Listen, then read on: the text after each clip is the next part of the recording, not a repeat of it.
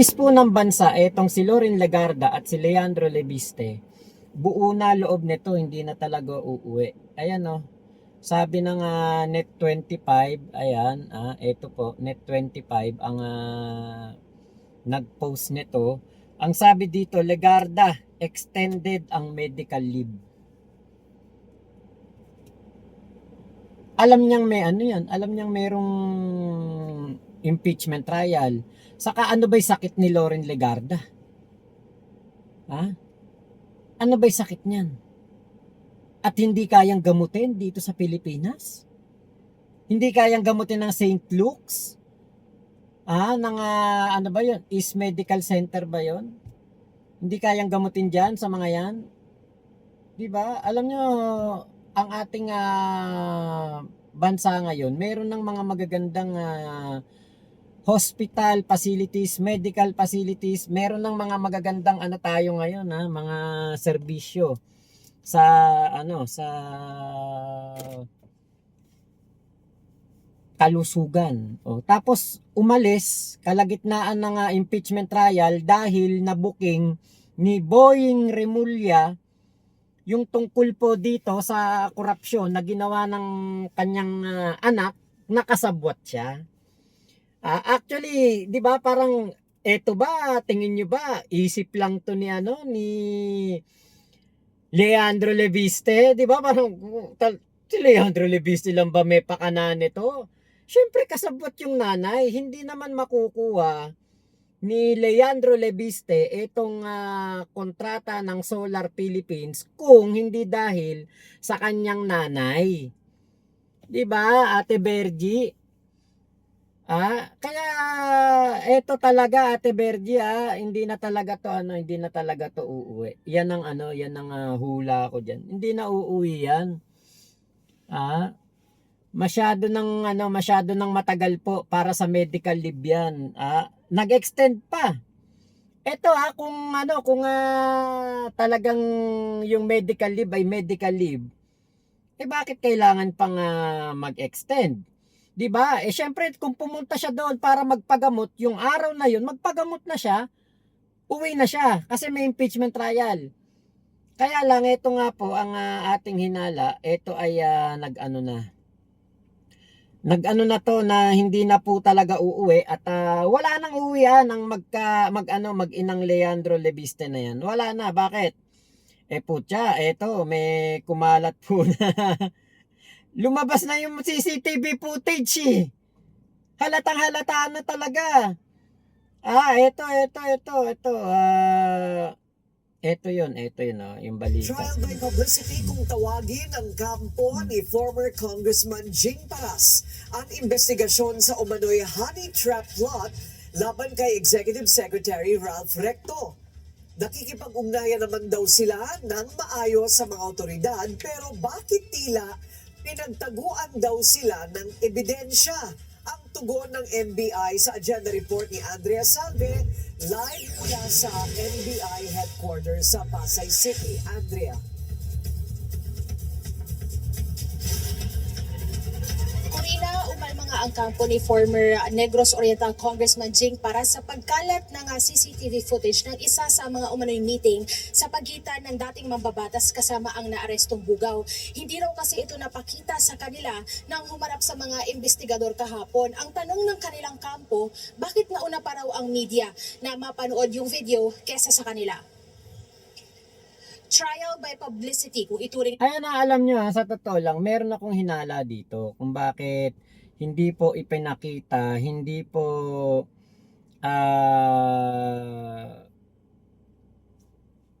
isinama etong ebidensya na ito doon sa mga ipapakita sa sa mga abogado nitong si Loren Legarda at dito sa mga abogado ni Jing Paras, ni Leviste. Kaya po siguro hindi po ito pinakita sa kanila. Kasi bakit nga naman ipapakita? Magiging ano pa nila to, mapaghahandaan pa nila yung dahilan, mapaghahandaan pa nila yung posibleng mga mga kumbaga under investigation pa din to eh. Mabuti nga at hindi pinakita sa kanila kasi makakaisip sila kagad ng palusot diyan. Ate Connie Rutledge. Makakaisip kagad sila ng palusot eh. 'Di ba? Yan po ang yan po ang mahirap diyan. Yan po ang ginawa ng NBI. Saka wala naman labag sa batas kung hindi ipakita sa kanila yung CCTV na yan. 'Di ba? O ngayon, nagkukukuda sila. Bakit daw hindi pinakita sa kanila? Bakit? Bakit? Akala ninyo walang CCTV. Akala ninyo walang ebidensya. Ang mahirap dyan, yung CCTV, baka mayroon pang boses. At naririnig kung ano ang mga pinag-uusapan nitong grupo na ito na nagbabalak, nagpaplano kung paano pahuhulugin sa honey trap etong ating ES Secretary si Ralph Recto. Tapos ito ano ako pati pala si Secretary Vince Dizon plano rin pong i-honey trap. Lahat ng nasa gobyerno. So ito destabilization plot. Destabilisasyon to. Gusto ng grupo ni Jing Paras, ni Leandro Leviste at nitong si Loren Legarda na sirain ang gobyerno. Bakit? Putya, 24 billion ba naman pinapabayaran sa kumpanya ni Leandro Leviste? Kahit sino talagang nanay gagawa ng paraan dyan. Kahit sinong nanay gagawa ng paraan para ito pong gobyerno natin ay magulo, mapabagsak, mapababa sa pwesto si PBBM at any cost sirain ang kanyang gabinete at any cost kahit natanim POK gagawin nila. Dahil nga po sa napakasama nilang ugali, ganid sa kapangyarihan, mga timawa sa kayamanan. Ang yayaman na niyang mga yan pero ganid pa rin po. Nauuna po ang kasakiman. 'Di ba? Yan ang masyado na po yan. Sobra na po yan. Hindi po natin deserve nating tayong mga Pilipino yung mga ganyan tao. Hindi natin kailangan yan sa buhay natin yung mga ganyan tao. Kaya po yung CCTV footage hindi pinakita sa mga abogado para hindi sila makapaghanda.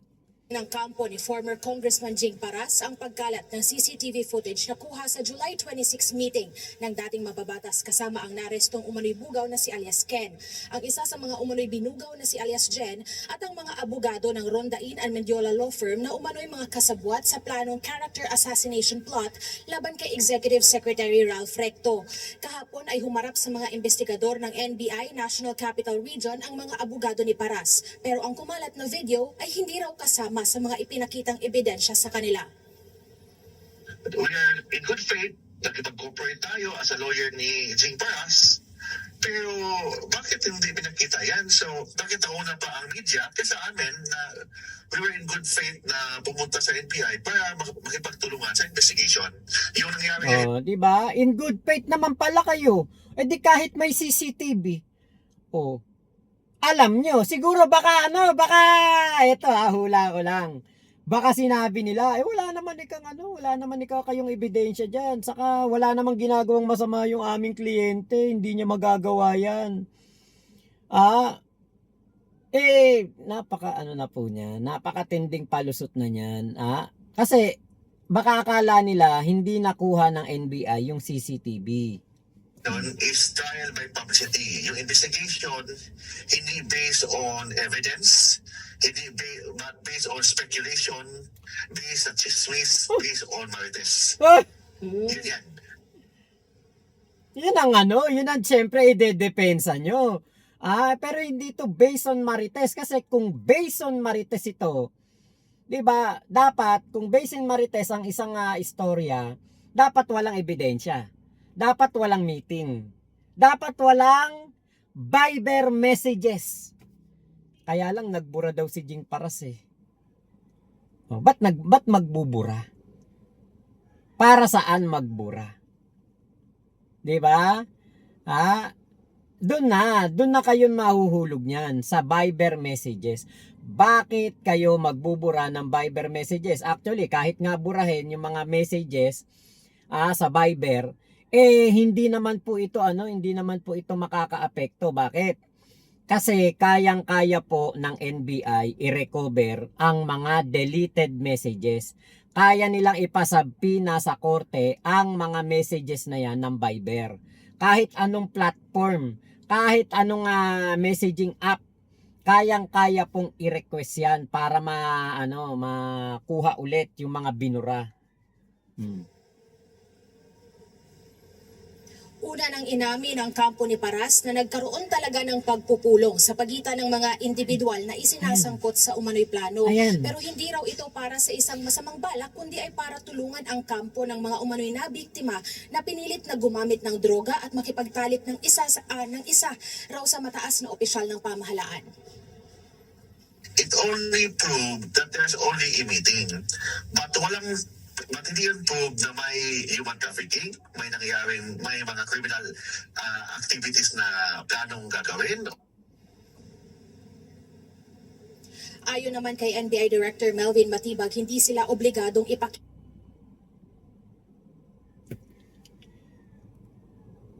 sa kampo ni Paras ang lahat ng ebidensyang hawak kaugnay sa iniimbestigahang kaso. Diretsahan din itong itinanggi na nanggaling sa Bureau ang kumalat na video. Actually, right now, we will ask coordination with the person na nakapag-release niyan.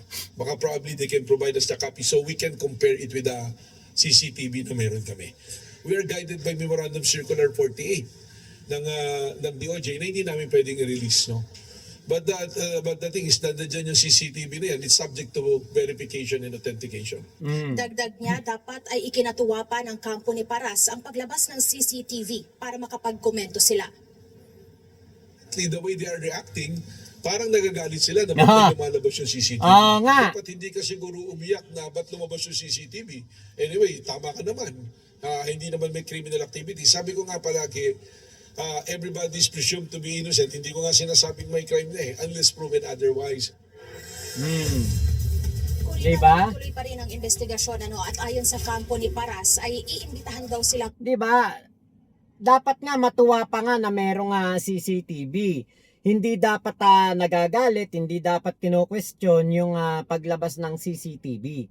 'Di ba? Dapat nga matuwa kayo dahil sabi nga nung abogado, yan ay lamang katibayan na may meeting. 'Di ba? Pero bakit nga kumukuda kayo? Bakit hindi pinakita yung CCTV footage sa amin? Kasi nga syempre hindi po nakapaghanda. Yung kanilang palusot maiiba. 'Di ba? Kung may CCTV footage, maiiba ang kanilang palusot. Pero dahil wala ngang CCTV footage na pinakita sa kanila nung pumunta sila doon, baka tinatanggi nila yung meeting, 'di ba? Baka tinanggi na nila yung meeting. Hindi nakipagkita yung namin diyan. Kliyente namin diyan, hindi nakipag-usap yung kliyente namin diyan. Eto lang tingin ko, may mga media na nakakuha niyang CCTV footage na yan. Merong nagbigay. Kasi wala naman pong masama talaga kung ibigay mo yung CCTV footage. Pwera na lang kung hihilingin po ng establishmento na magbigay muna kayo ng police request ba? Parang ganun parang request ng korte na kunin itong CCTV footage. Pero kung ibibigay naman freely, ibibigay naman voluntarily sa media, wala po talagang magagawa itong grupo ni Jing Paras. Saka wala naman, di ba sabi nyo nga, wala namang nangyaring human trafficking, wala namang nangyaring krimen. Bakit kayo nababahala sa pagkalat nitong CCTV footage na ito? Bakit? Yan ang tanong. Bakit kailangan mabahala, kailangan matakot? Ngayon, eto na. Etong mag-inang Loren Legarda, Ay nako, mukha po talagang magkakanda letse-letse na po ang kanilang mga buhay at baka hindi na po sila talaga mag-uuwi. Ah, Yan sa loob. baka hindi na po talaga sila umuwi kasi nga sa tindi po ng mga kumakalat ngayon na mga issue patungkol sa kanila. Solar Philippines, multa 24 billion, mga ganyan. 10 billion ang nawala sa Pilipinas, kakasuhan ng ombudsman ng plunder. Yan pong mga yan, yung mga kaso na yan, syempre, no bail. Eto bang si Leandro Lebiste, magpapakulong ba to? Tingin nyo? Si Loren Legarda ba, tingin nyo magpapakulong yan? Ito lamang ang katibayan na lahat ng mga kaalyado, mga sumusuporta kay Sara Duterte, magnanakaw. Umaasa ang NBI National Capital Region na harap sa kanilang tanggapan sa Biyernes, August 14 ang 4 na abogado na kabilang sa isang law firm sa Ortigas, Pasig City. Ayon kay NBI Director Melvin Matibag, ipinatatawag nila ang mga ito dahil sa umano'y sila ang kasabwat ni na Congressman Leandro Lebiste at dating Congressman Jacinto Jing Paras para gumawa ng peking affidavit na bahagi ng aligasyon ng honey trap at character assassination laban kay Executive Secretary Ralph Recto. Nako, Kaya naman mahalaga para sa NBI na marinig ang kanilang panig. Importante yan because it will determine their liability or their answerability sa batas at saka sa Code of Professional Responsibility and as a lawyer, yung oath of attorney nila. Noon namang Martes, August 11, tumugon sa patawag ng NBI-NCR si Atty. Gabriel Rondain Capunan, isa sa legal counsel ni Congressman Lebiste para sa gagawing pagtatanong ng NBI kung may nalalaman ng batang kongresista sa aligasyon ng honey trap at character assassination. Kaugnay nito, aalamin na rin ng NBI ang kaugnayan ng abogado ni Congressman Lebiste sa law firm na kanilang ipinasampina na gagawa umano ng pekeng salaysay kung saan sasabihin ng mga babae na hinalay at pinagamit sila ng droga ni E.S. Recto. nako po. Yung dumating na abogado, nagpakilala na from the law office ng Rondain and Minjola. Pero nung sumulat sila to represent Congressman sa Leandro Lebiste, iba yung pinapakita na pangalan ng lawyer. Hindi ginamit yung letterhead ng Rondain and Minjola. So, those are the things that pagsasama-samahin namin para yung mga ebidensya talaga kung merong kailangan na pananagutan, makuha namin lahat ito. Sinagot din ng NBI Director ang pasaring ng kampo ni dating Congressman Paras na hindi umano sila patas sa ginagawang pag-iimbestiga. The simple answer is, ang prinsipyo ng mayor, no one is above the law. So kung sino man nagkamali dyan, ay ating pananagutin. Katunayan, I came from the meeting, we will be investigating a big case na ang mananagot ay hindi nagkikriticize kung sakasaling mapatunayan, ay hindi nagkikriticize sa administrasyon, kundi more so, parte pa ng administrasyon. So, parehas po ang NBI dito. Samantala, may mga lumabas din anilang espekulasyon na posibleng kasabwat din ni dating Congressman Paras si former Congressman Saldico dahil abogado ni Ko ang kausap umano ni Paras para Nako, siraan si Secretary ayan na nga. Recto. Kaya iginigiit ni Atty. Tolentino na maling lohika kung lahat na lang ng kanilang kliyente ay madadamay at iuugnay sa kasong kasalukuyang iniimbestigahan ng NBI.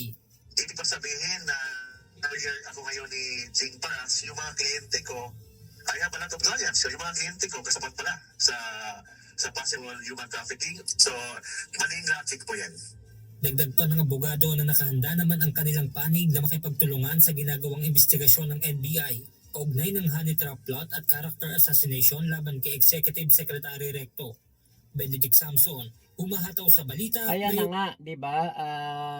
Lumalabas na ngayon na kasama sa plano na ito si Saldico. So nagsabwatan na Saldico, Loren Legarda, Lebiste, Jing Paras. Sabuatan na yung 4 para sirain si Executive Secretary Ralph Recto. Etong si Jing Paras po ang may contact sa mga POK. Siya po ang kumbaga may contact doon sa BUGAW. Doon po sa Bugaw. Siya po yung may contact doon sa nagbebenta ng tilapia. So ito pong mga binebentang tilapia mga mga baguhan daw po itong artista, mga gustong sumikat sa sa pag-aartista at kumita ng easy money. At ito po ay gagamitin nga po dito pang-akit sa ating Executive Secretary Ralph Recto, kasama daw si Vince Dizon at ilan pang mga nasa gabinete ni PBBM.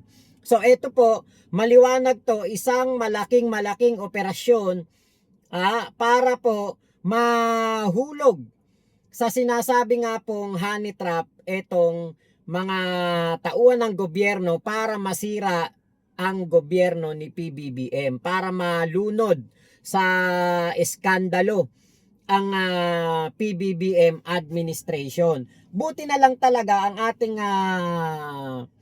ang ating NBI ay maagap at ito nga pong nagtitinda ng tilapia ay agad pong nahuli.